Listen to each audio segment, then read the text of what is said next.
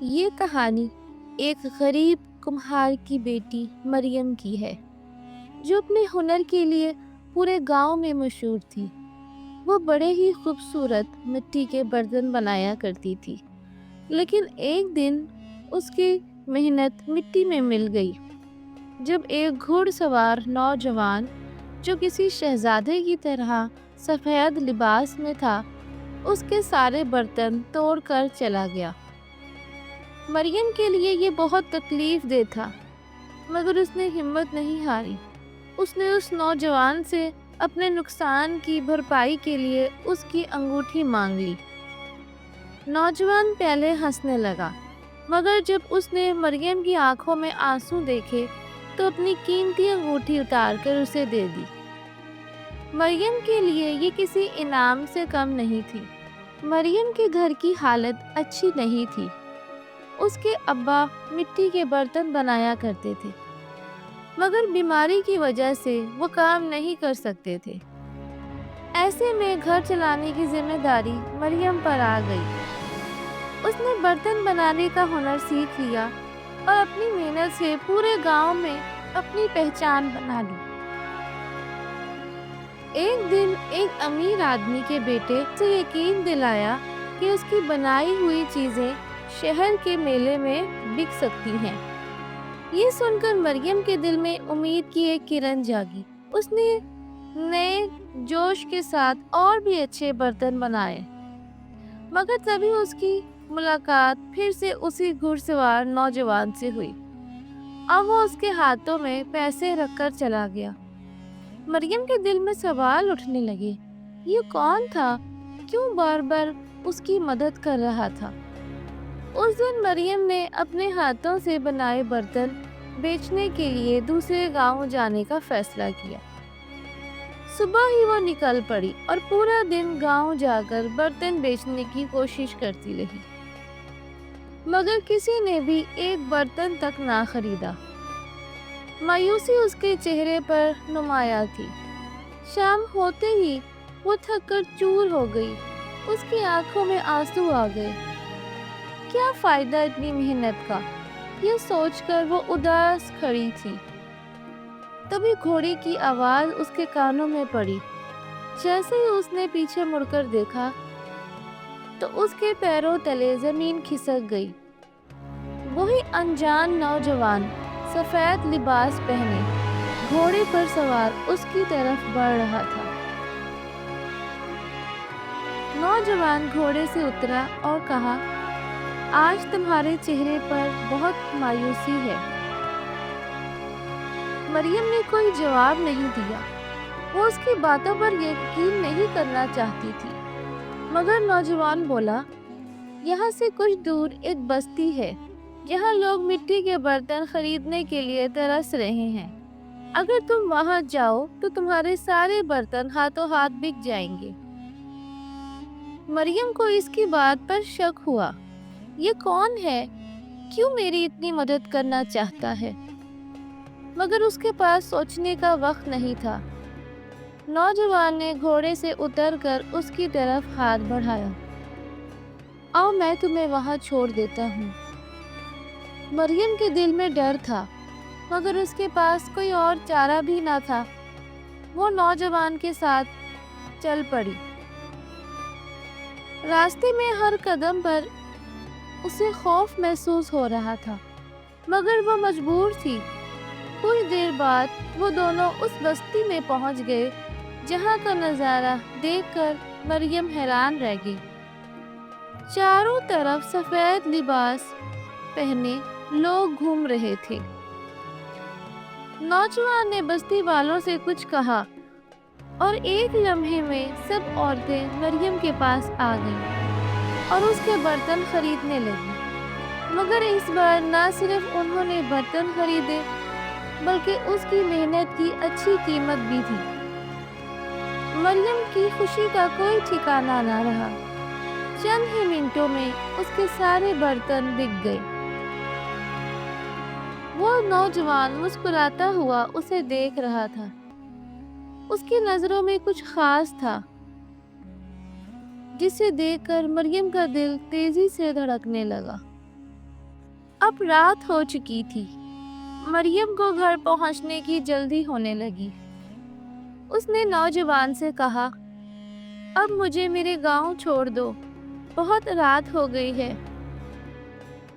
نوجوان ہلکی سی مسکراہٹ کے ساتھ بولا، فکر مت کرو، میں تمہیں تمہارے گھر تک چھوڑ دیتا ہوں۔ مریم کے لیے یہ سب کسی خواب سے کم نہیں تھا۔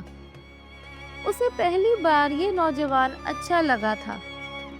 جب وہ گھر پہنچی تو اس کی ماں اور باپ اس کا انتظار کر رہے تھے۔ ماں نے غصے سے کہا، آئندہ تمہیں اکیلا نہیں جانے دوں گی، اتنی تم دیر لگا کر آئی ہو۔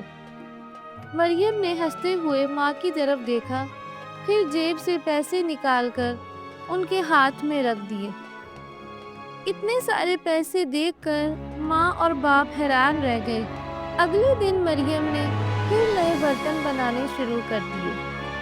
اسے اپنے کام میں اور بھی محنت کرنی تھی، کیونکہ فیسٹیول قریب آ رہا تھا۔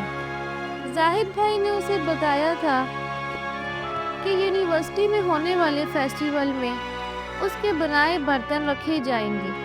مریم پورے جوش سے برتن بنا رہی تھی۔ کچھ دن بعد اچانک وہی نوجوان پھر سے اس کے سامنے آ کھڑا ہوا، مگر اس بار اس کے چہرے پر غصہ تھا۔ اس نے پوچھا، تم اس آدمی سے کیوں بات کر رہی تھی؟ مریم حیران ہو گئی، کون آدمی؟ وہ زاہد، نوجوان نے سخت لہجے میں کہا۔ مریم کو اب سمجھ آیا کہ وہ زاہد بھائی کی بات کر رہا تھا۔ پھر ایک دن وہ نوجوان آیا اور بولا، مجھے تمہارے بنائے برتن خریدنے ہیں۔ مریم نے بتایا کہ وہ فیسٹیول کے لیے ہیں، مگر جب اس نے اچھی قیمت دینے کی بات کی تو مریم مان گئی اور برتن اسے دے دیے۔ نوجوان پھر آ گیا۔ اس نے مٹی اٹھائی اور دیکھتے ہی دیکھتے مریم کے سامنے خوبصورت برتن بنانے لگا۔ چند لمحوں میں اس نے سارے برتن تیار کر دیے اور مسکرا کر بولا، صبح تک یہ سوکھ جائیں گے، اب خوش ہو جاؤ۔ یہ کہہ کر وہ اندھیرے میں غائب ہو گیا اور مریم حیرت میں کھڑی رہ گئی۔ مریم پوری رات بے چینی سے کروٹیں بدل رہی تھی۔ اسے ڈر تھا کہ کہیں برتن پھر سے خراب نہ ہو جائیں، لیکن صبح جب وہ برتنوں کے پاس گئی تو وہ بالکل سوکھ چکے تھے اور ان کی چمک پہلے سے بھی زیادہ تھی۔ زاہد بھائی جب فیسٹیول سے لوٹے تو ان کے ہاتھ میں ایک میڈل تھا۔ انہوں نے خوشی خوشی بتایا، تمہارے برتن بہت پسند کیے گئے ہیں۔ بڑے بڑے لوگ آئے تھے اور انہوں نے خوب تعریف کی۔ سارے برتن ہاتھوں ہاتھ بک گئے۔ مریم خوشی سے پھولی نہ سمائی، لیکن اب اسے اس اجنبی کا شکریہ ادا کرنا تھا جس نے اس کی اتنی مدد کی تھی۔ وہ اسی جگہ پہنچی جہاں پر وہ نوجوان اکثر ملتا تھا، لیکن وہ وہاں نہیں تھا۔ مریم نے کئی دن انتظار کیا، مگر وہ پھر بھی نہیں آیا۔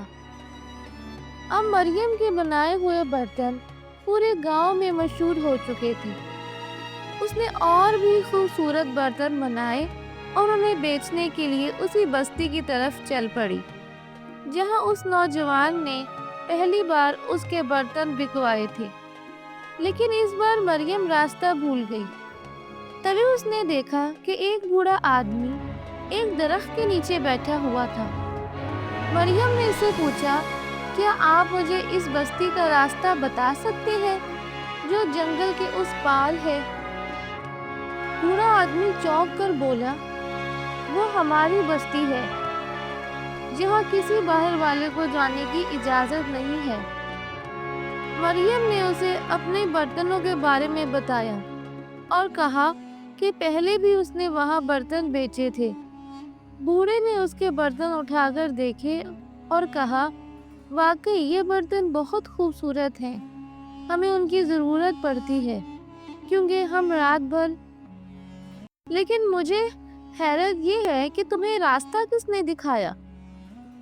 मरियम ने जवाब दिया, एक नौजवान जो घोड़े पर सवार होकर आता है। और बूढ़ा आदमी बोला, अरे सरदार तो ऐसे ही हर जगह घूमते रहते हैं, लेकिन मैं नहीं जानता था कि वो तुम्हें हमारी बस्ती का रास्ता ही बता देंगे। मरियम इसकी बातें पूरी तरह समझ नहीं पाई, लेकिन उसे वहां पहुंचने की खुशी थी। बूढ़ा उसे अपने साथ ले गया। रास्ता लंबा था, शाम होने लगी, लेकिन जैसे ही वो बस्ती में पहुंची, वहां की औरतें उसके बर्तनों को देखकर दंग रह गईं। हर घर से लोग बर्तन खरीदने लगे, लेकिन मरियम के दिल में एक ही सवाल था, वो नौजवान कहाँ है जिस शख्स से वो मिलने आई थी? वो कहीं नजर नहीं आ रहा था। मरियम ने पास खड़ी एक औरत से पूछा, वो नौजवान कहाँ है जो मुझे यहाँ लेकर आया था? मैं उससे मिलने आई हूँ। औरत मुस्कुराई और बोली, आज तो सरदार किसी दूसरे काम में मसरूफ है।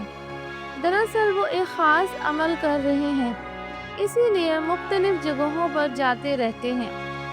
लेकिन तुम्हें उनसे क्या काम है? मरियम ये सुनकर हैरान रह गई। सरदार, वो सोच में पड़ गई। तभी दूर से घोड़े की आवाज आई।